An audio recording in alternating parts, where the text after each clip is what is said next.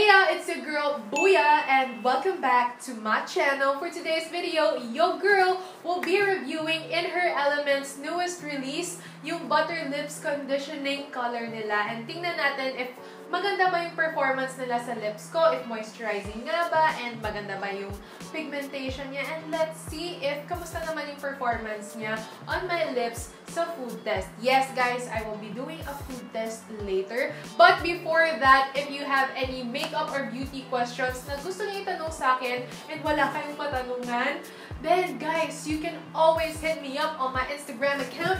It's @makeupbabuya. You can shoot me your makeup or beauty questions. Anything about makeup or beauty, message nyo lang ako. Guys, my DM is open 24/7 for your question. And of course guys, if hindi pa kayo nakasubscribe sa channel ko, then you better click that subscribe tab below. If red pa yung subscribe tab, then you better click it. And once it turns gray, then you are officially part of the Boo Familia. And of course, please turn on the bell button na rin so that you are notified every time your girl has a new video. So without any more further ado, let's proceed to the swatch.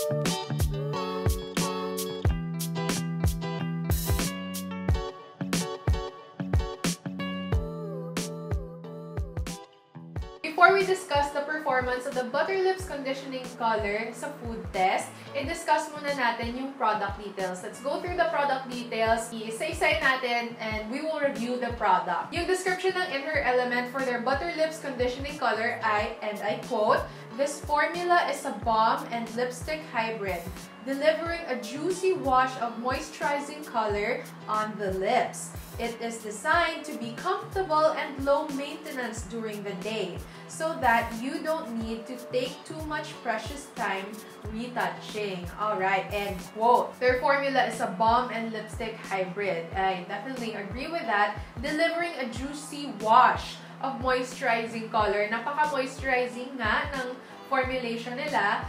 And yung shades na ino-offer nila ay indeed napaka-juicy type of color. Personally, hindi ko masyado preference yung mga gantong kinds of colors kasi yung preference ko talaga guys medyo on the muted side, mga nude side, or if ever may pop of color man, yung pinaka-pop ko ay a poppin' red, but not usually yung mga gantong color. But if I had to choose sa tatlo, I would have to choose the shade Hanan. I don't know, for some reason, if I had to choose a juicy color out of the three, it would be this color. Parang it suits my vibe right now for some reason. It wouldn't be the color that I would choose for an everyday lipstick, but if I'm in the mood for like a juicy, poppin', tutti fruity kind of vibe, then I would go for the shade Hanan, which I'm wearing right now. It is designed to be comfortable and low maintenance during the day so that you don't need to take too much precious time retouching. I feel like this product naman guys will last throughout the day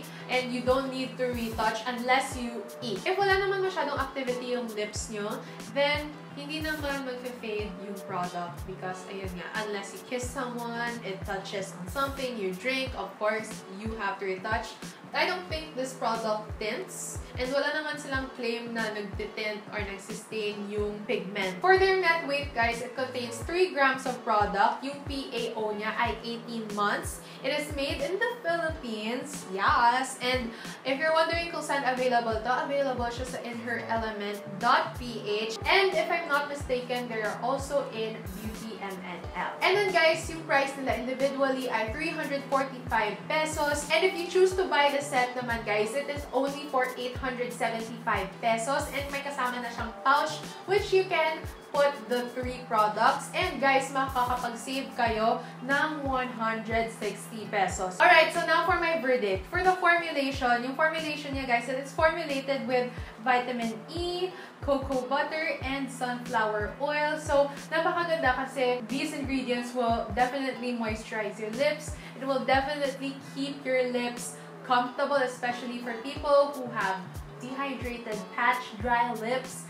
Then, lifesaver talaga to. And at the same time, it glams up your lips. So, parang glamorous lip balm siya. Now, for the shades offered. So, yung mga na-offer nila na shades are juicy colors. Personally, again, hindi ko siya preference. But if I had to choose, I would choose this shade. I don't know, for some reason, usually I wouldn't pick this shade. But for today, this color, yung shade na Hanan, is like just speaking to me. So, kaya, ito yung napili ko sa review time ko. Pero, usually, on a normal basis and an everyday basis, I wouldn't choose this shade nor the other 2 shades. Just because hindi ko lang talaga siya preference. It's just me.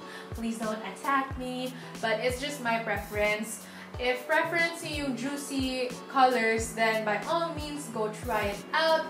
It's for you, honey. But ako, I'm hoping in the future, yung In Her Element, mag-release pa sila ng more wearable shades or mas MLBB na shade. Yung finish and feel niya sa lips, napaka-comfortable. Again, it doesn't dry out your lips. Yung finish niya, it's a dewy, typical lip balmy finish. Hindi siya kagaya ng Sunnies face na soft matte, although medyo may pagka-balmy yung formulation niya, yung Sunnies face lip dip.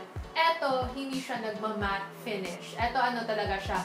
Juicy, lip balmy, moisturizing finish. Now, let's talk about the wear test naman, guys. Kanina I ate a tuyo pasta.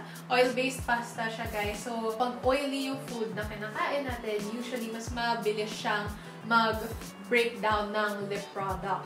So, na-breakdown na kanina yung lip product pero dito lang sa inner corner. And yung expectations ko sa utak ko kung paano siya mag-breakdown or paano siya mag-wear off yung product, ganun din yung kinalabasan niya. Kasi hindi ako nag-expect na mag-tint siya. And neat din yung pag-wear off ng product. So, pag nag-retouch kayo, you can expect, guys, na pag nag-retouch kayo, walang crumbs or whatever, or walang messy build-up kasi neat yung pag-wear off. Therefore, yung pag-retouch nyo din, neat din. So, if you're gonna ask me, guys, would Ate Boo Boo buy it? For the formula, I would buy it because napaka-comfortable niya on the lips. It's moisturizing and it's really, really hydrating sa lips. I really like it. But, I wouldn't buy it just because of the shades offered. Pero if meron silang in-offer na mas MLBB, then I would get it kasi mas suited siya for everyday or mas suited na siya sa preference ko talaga na mas chill lang na color. So that's it for my review, guys. Let me know in the comment section below